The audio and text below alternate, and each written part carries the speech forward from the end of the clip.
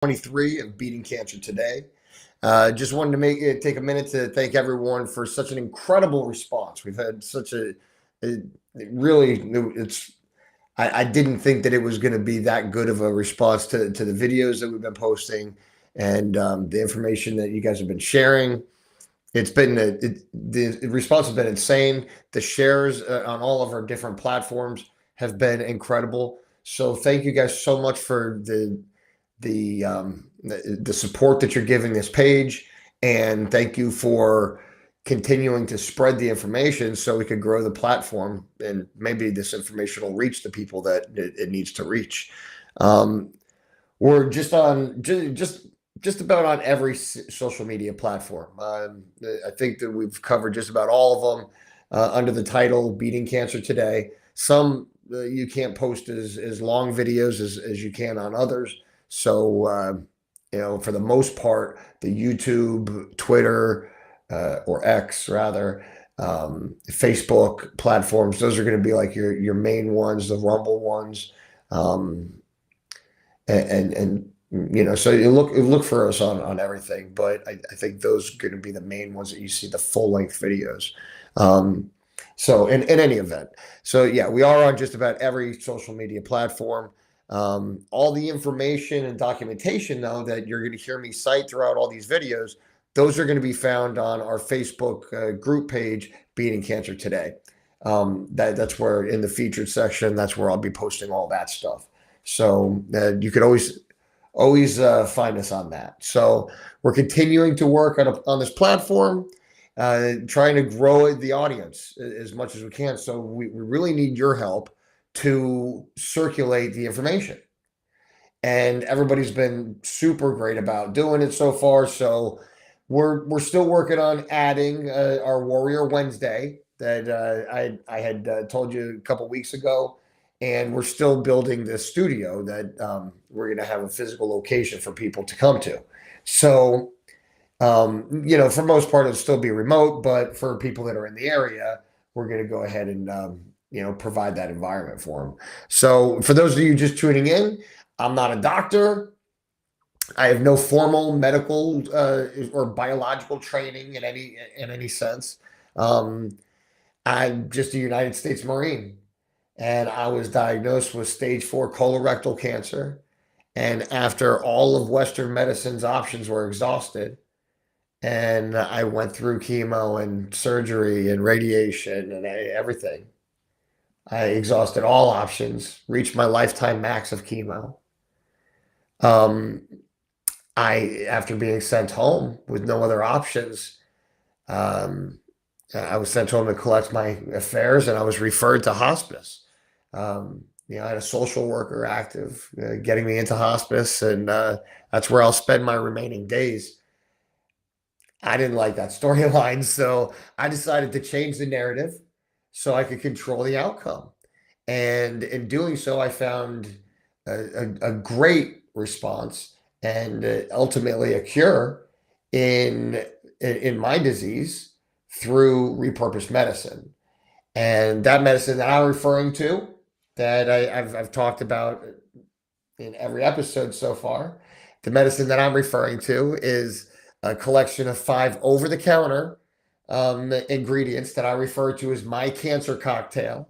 Okay, it's kind of a catchy little label to put onto it, right? It's a my cancer cocktail, and these ingredients are fenbendazole, which is anti-parasitic medicine, cimetidine, which is and a histamine is actually the active ingredient in Tagamet, if you're more familiar with the label name brand Tagamet. But cimetidine is actually the drug that we're looking for here. AHCC, which is active hexose correlated compound. That's a collection of mushrooms, and that's going to play a big role in your immune system, and also supporting a supporting role in the active ingredients that kill the other disease. So that's your mushrooms, so to speak. Curcumin, which a lot of you cancer patients are probably familiar with. Curcumin And curcumin is anti-inflammatory, and it also has a myriad of other benefits. Annatto is actually something that a lot of people may not be familiar with because it's more of it's more of a branding situation. Annatto, but what annatto is it's actually vitamin E, which people are familiar with. Everybody's familiar with vitamin E. Vitamin E has two different parts of it, and this is only the valuable part that we're looking for. So annatto only has, there's tocopherols and triophenols, and we only want one of those, right? So we're not looking for the triophenols, right? So this is the tocopherols, and the annatto only is providing you that part of vitamin E. So that is what the explanation of those five ingredients. And again, fenbendazole, which is the anti-parasitic, that's really the star of the show here, But for the supporting role, there's four other ingredients in the cast, and the five ingredient cocktail is fenbendazole, cimetidine, AHCC, curcumin, and annatto.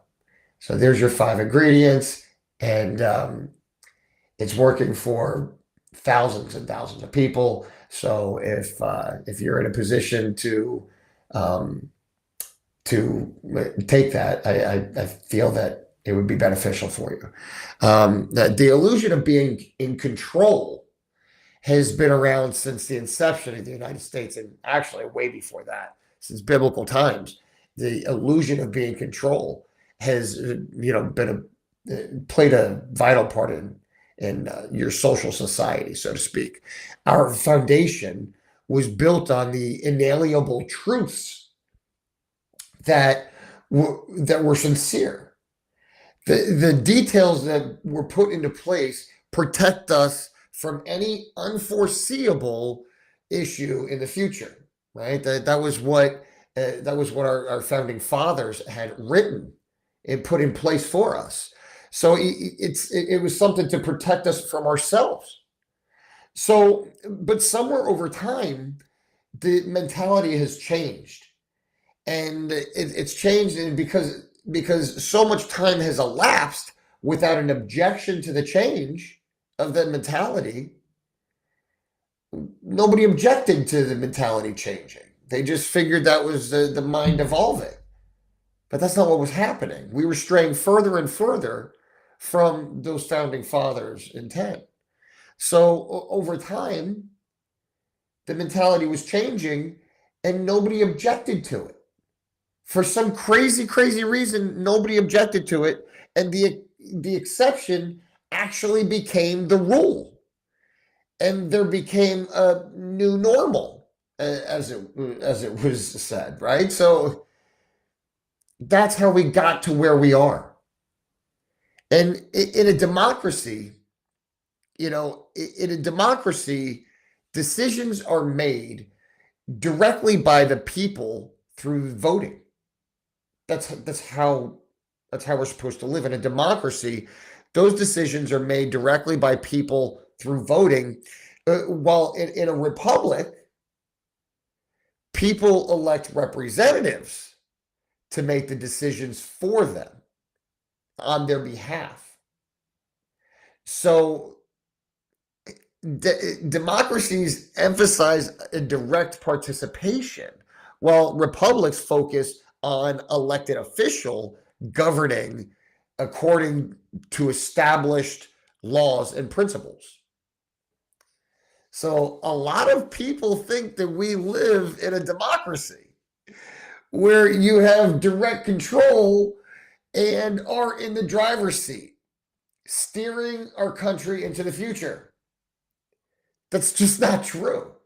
It's just not true. We live in a republic where we elect people to give them control to steer us and our country into the future. You ever hear the Pledge of Allegiance? I pledge allegiance to the flag of the United States of America and to the republic for which it stands. Unto the republic for which it stands. We live in a republic, folks. We don't live in a democracy. So, likewise, people have lost their desire to control the things that they're intimidated by. In society, we have grown to accept something is too complicated. If something's too difficult or something's too complicated or challenging, we feel like we aren't really familiar with it already. So we must rely on somebody else to provide answers instead of finding the answers for ourselves. Now we have to rely on somebody else. That's like that's an exception that we've come to, and that's how we live now. If we don't immediately have these answers, we feel compelled to rely on other people for those answers instead of taking a moment to get them for ourselves. We live in a world of technology. Everything is boom right at our fingertips on our phones, right? So especially in today's world where society demands immediate gratification. The immediate gratification, everybody wants it now. And there's no reason why they shouldn't have it now. So they all want immediate gratification. So since you need answers immediately, you don't have time to educate yourself. You don't have time to take a minute yourself and Google it, or get down a rabbit hole. You got to rely on somebody else because time is a factor. You need immediate gratification because that's where we are in the world. Somebody called me up the other day and they said, "Hey, I just got a scan and I'm waiting on the results." And I said, "Okay, well, great. When do you get the results?" And they said, "Oh, they're going to call me next week." And I said, "Okay, well, what do you mean that next week?" I said, "Well, 10 days. It's not actually next week." And I said, what are you talking about? Well, because for me, I'm kind of spoiled. I grew accustomed to, well, when I get a scan at Moffitt Cancer Center, when I get a scan, I get the results a couple hours later. So, so, and I didn't understand that I'm kind of spoiled in that respect. A lot of people don't have that. So I got to understand myself that there's not always immediate gratification. So, since you need answers immediately, you don't have time to educate yourself. And in recent history, if it was possible for you to make a personal decision well, because society wasn't allowing you to have the information. In recent history, now the way the society works now is you only can make a decision based on the information that they give you. They're controlling the information that they're giving you to base your decision on. So we learned that the restriction of information and fear mongering was a great tool. It was a great tool to intimidate people to relinquish their control. And using big words coupled with people limiting their knowledge so they couldn't make an educated decision. It was all the perfect combination of convincing people of the urgency to come up with a plan during a pandemic. So we relied on Dr. Fauci. We relied on good old Fauci. And because he had the immediate answers, everybody relied on him. I mean, I remember at one point in time, even though Trump ended up, you know, just pretty much denouncing him and saying that he was a terrible person or whatever. Even though Trump ended up doing that initially, I remember him being supportive of Fauci, saying, the guy knew his shit, or whatever. Sorry, but I mean, Fauci.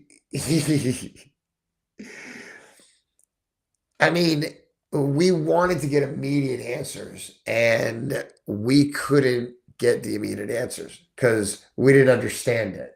And to make the matters worse, Fauci even told us that we weren't smart enough to understand it.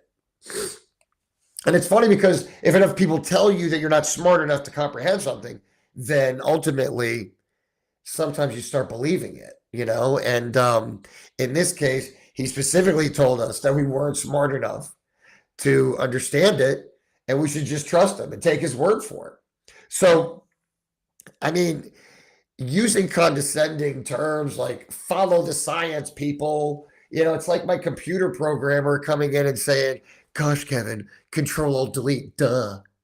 I mean, listen, I don't know what I don't know, but it doesn't mean you're smarter than me. So don't talk down to me. I can figure it out if you give me a minute. But in this case, we didn't have a minute because the fear mongering and the social media and the media outlets, they only gave you what they wanted to give you. You didn't have the information that you needed to make an intelligent decision. You could only decide based on the information they were allowing you to hear. So, I mean, how condescending can you be that you follow the science, or whatever? He knows the majority of the population has a limited education and understanding of multisyllabic words because it's because we're lazy and we're intimidated by our own limitations, and we allowed this to happen. I'm sorry to say that, but honestly, we allowed this to happen. However, the evolution of this process has so much to strain on the person providing the answers. It's so much so much pressure on the person who's supposed to be providing the answer. Now it takes a longer period of time to get the answers. Well, waiting for the answers that aren't immediately available, problems compound. Everything starts compounding, and situations get worse. We saw it with the pandemic, and we continue to see it in cancer treatment. Cancer treatment's not getting better. I know the commercials might say otherwise, but trust me, cancer treatment's not getting better. In fact, while this is happening, we become spectators. We become civilized, right? Everybody's just civilized, and this is the way civilization is steering us through things. Right? We all become civilized, where society just kind of merges people like sheep. Well, we forgot that we have our own brain. We just became like it's a spectator sport, and we just became spectators in the bleachers. We forgot that we actually have our own brain, and the reason why we allowed a third party to have control is because I needed immediate gratification. Now, by the time I get that immediate gratification, I could have educated myself and it came to my own conclusion. But it's too late now, and we've already become sheep because we didn't have the immediate gratification, and we had to rely on somebody else because they withheld the information from us. They only funneled what they wanted us to know, and we've already become sheep, and we're already herded into a position. So, folks, you see, when you follow suit with society and you relinquish the control of the situation and allow the idea of a third party to steer the boat, a pattern develops.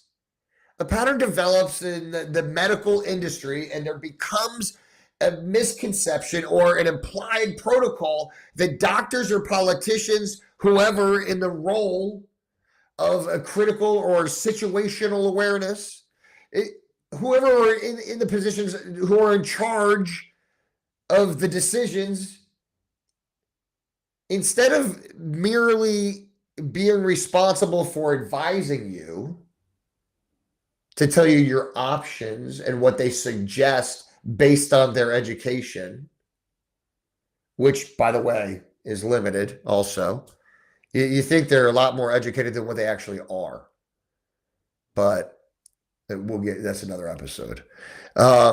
Instead of merely being responsible for advising you of something, giving you your advice, their advice based on their education and the history in in their profession, their job experience. Um, uh, Instead of just advising you, now all of a sudden, it becomes their word is their, that's it. What they say is what goes. There's no suggestions or there's not an advisory. It's now this becomes the rule. And again, the difference between a democracy and a republic, so they're taking the decision out of your hands now because what they say is the implied rule instead of you being your own advocate. Over time, the industry has just become entitled in thinking if somebody doesn't agree with the medical standard of care that you're getting, it was like a slap in the face if you objected to something like what the doctor said. It was like a slap in the face because how dare you, they went to school for so long. And nobody wants to be offensive. Nobody wants to be offensive, so they allowed the decision to be made for them because they don't want to ruffle any feathers, and God forbid they're wrong, and so they start thinking, well, maybe all these big words, I don't really quite understand what's going on, and they seem to understand what's going on. So, even though it's not their body, and this is just like it's like a video game for them, the challenge of winning, but because you didn't want to hurt anybody's feelings, and you must now suffer the consequence of not wanting to hurt anybody's feelings, so maybe they were ignorant or were incompetent or just a desensitization of the patient's quality of life or their personal situation. Listen, doctors are still people, and they have a desensitized, most of them are very desensitized when it becomes when it's related to human life. So to them, it's a win or lose thing. It's not the end of the world. To you, it is the end of the world, folks. So doctors are still people, and they're susceptible to oversights or life's distractions or misinterpretations or what have you. They're all great people, truly doing God's work. They are compassionate people. Don't get me wrong. However, they are still people and they are still human. So I think for that reason, I think that it's it would be who of us to just be cognizant of that.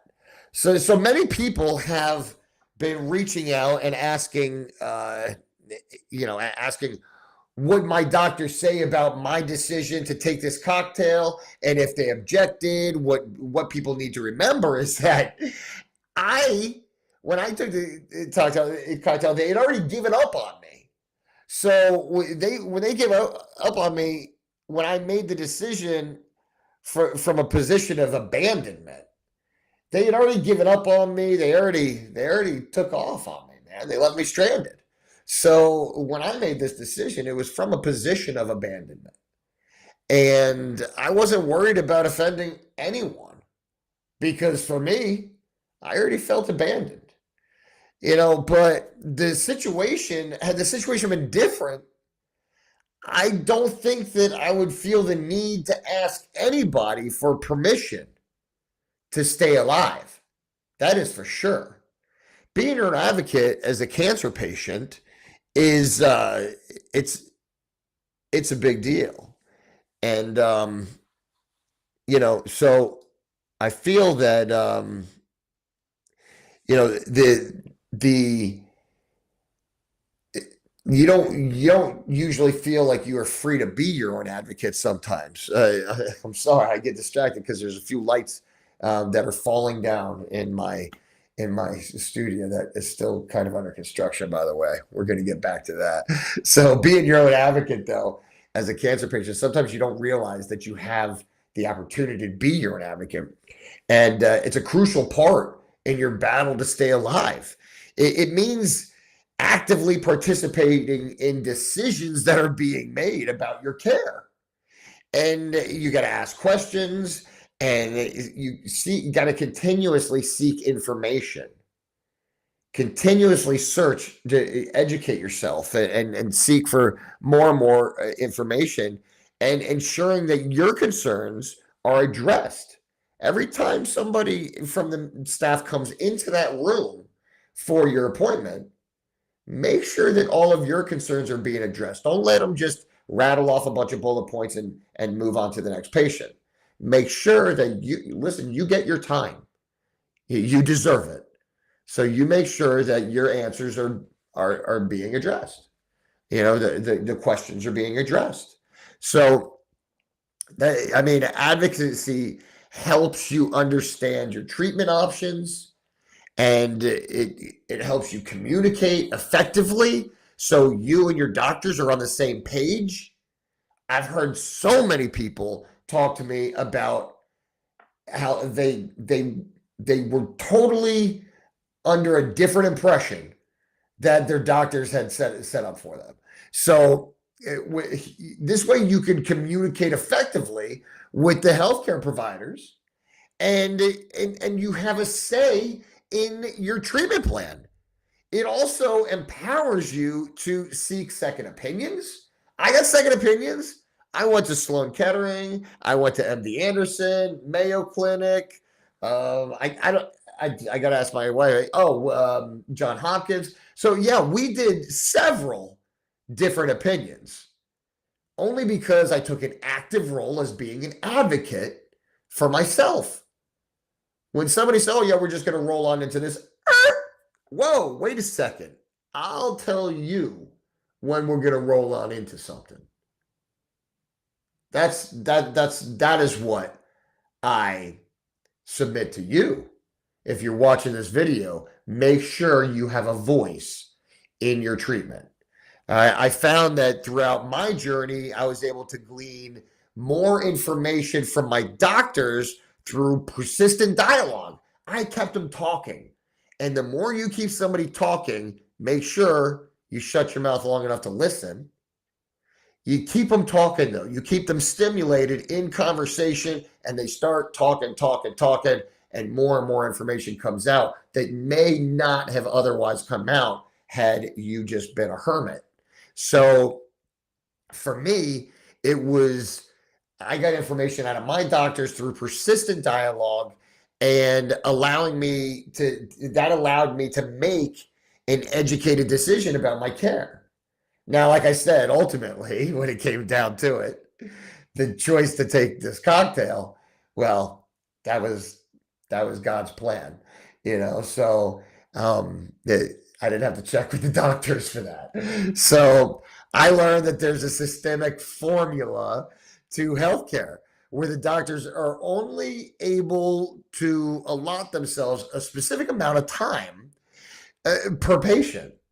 And if you've ever been sitting in a waiting room, bam, bam, bam, they go from room to room to room to room, picking up the file. And they look at your chart right before they walk in the room. They get a brief, idea of it. And I'm sure in the morning time, they see what's on the game plan, what the lineup is, and they get all the files set. And they kind of skim over things. And then they do it again once before they walk the room, and they dictate later on or whatever. So, but there's it's a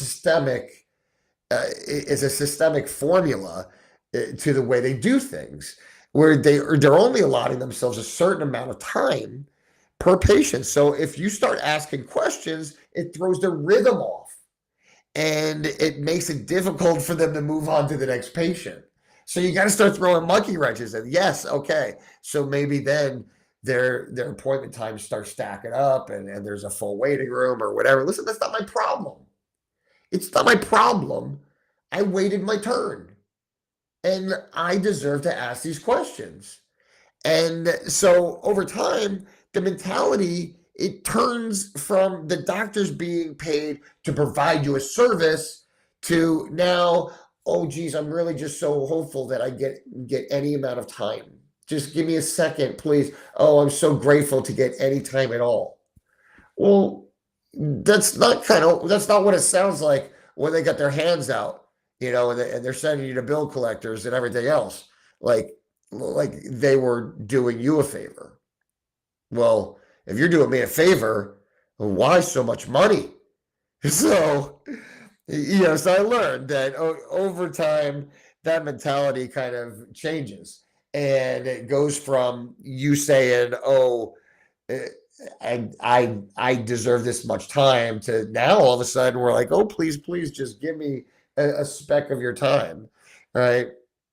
Meanwhile, they're building bigger and better plazas and hospitals and huge. The hospitals that they're building, they're like these whole big development, like a plaza, like a shopping center size. The whole two, three, four city blocks. They're incredible.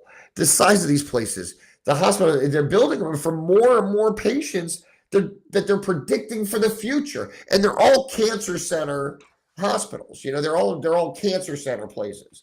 So they're building them in prediction of a larger population being in cancer treatment. I don't understand. I'm having a little bit of an issue here. Their lack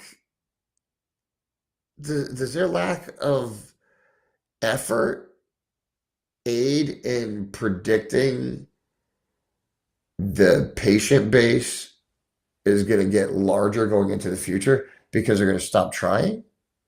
That's not it, right? They're not going to stop trying. I mean, people are still human, like they want to help, but again, they're helping based on the information that they've been given. So it just shows you that there's no intention of curing this disease, and that they continue to cash in on. It's obvious that they continue to cash in on it because they're building bigger institutions. I mean, literally. So anyway, these cancer institutions, they should be bankrupt from all of the repurposed cures that are out there. But instead of them bankrupting, instead of them closing their doors, they're building in express lanes and to avoid the realization that patient base is growing.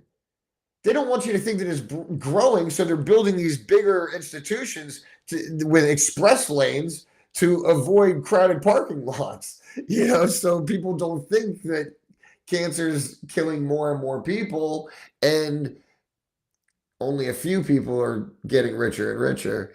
So they don't want to create alarm with packed parking lots and full waiting rooms. So they're building bigger rooms so they don't look full, and they're building bigger plazas with more parking lots so they don't look full. So they don't want to alarm anybody. So they can continue to make their bank deposits. Nobody wants to interrupt that, right? So they're not even keeping their evil intent a secret anymore.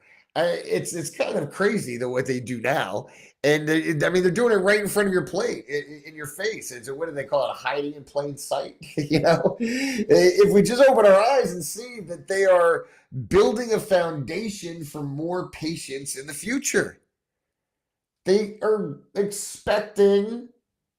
And I'm gonna assume that they have a hand in it as well. They're expecting for there to be more patients in the future, a larger population, so they're building bigger hospitals. And I mean, how could they predict unless they had an active role in people getting sick? How could they predict that there's going to be more people that get sick? And they also have an active role with eliminating any cure or any solution. So they're taking an active role in that as well. So there's only a couple different ways that they could possibly know that there was going to be a need for bigger institutions. So I think we would see that they have no intention on providing a solution for this very, very curable disease. I think that people should start opening their eyes and seeing that I mean, there's more than one cure for this, and they're not giving us any. Like they're not blocking like one cure or one magic bullet. They're not blocking that. There's more things that cure. There's a lot of holistic stuff that cures. And it's been proven through their own science that it cures. But they don't want you to know. So they're not put you can't put a patent on a plant. So it's a very curable disease. And it's just one more reason to being your own advocate. Being your own advocate is so important. It's vital in your battle.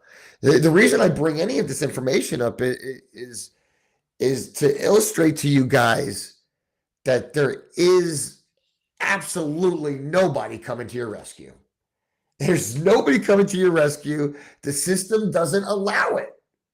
The system does not allow it. It's not set up to fix you. They only want to manage you long enough to squeeze as much out of you as possible. And I'm not usually the guy that says that stuff out loud, but that's the bold ass truth of it. When there's outside elements that influence a situation, you just can't trust it. It's been compromised. And in this case, this system, especially this medical system, big pharma system, it's been compromised. Actually, it's been compromised by big pharma, but that's the way it's been set up. Our government and our society has allowed this to happen. So it's been compromised. It has had outside interference and you can't trust it.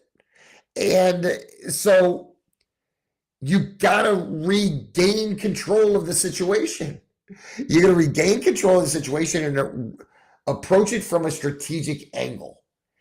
And you got to devise a plan, outlining a logistical attack, plan on going to war. This is the biggest battle that you'll see. And you should plan on it. Sorry. Been working on that for a second. And I think I kicked the camera too. So anyway, you got to plan on going to war. And this is going to be the biggest battle that you guys see. And trust me, I'm telling you, just a reminder, keep your head right and know that you're going into battle and you're not alone in this. Just a reminder, for what I have found to be the most effective ammunition to win this battle is my cancer cocktail ingredients, which I'll go over one more time. The ingredients is fenbendazole, cimetidine, AHCC, active hexose correlated compound, curcumin, and annatto. Those 5 ingredients: fenbendazole, curcumin, annatto, cimetidine, AHCC. Folks, please continue to support this broadcast of Beating Cancer Today and share the videos and information with people. Ask those people to share it with their friends so we can continue to grow this platform and reach as many people as possible. Please, please, please, we got to save some people's lives. Please remember, you're not a victim. You don't have the power to take control of your situation and start steering the narrative to a better outcome. All right, so you're not a victim. You do. You have the power. You can control this, and you can actually steer the narrative. All right. So please continue to share these videos, and we will see you next week. Please, please, please. The worst action that you could take is not taking action. Make a decision, devise a plan, and put it into effect. And let's get working on getting healthy.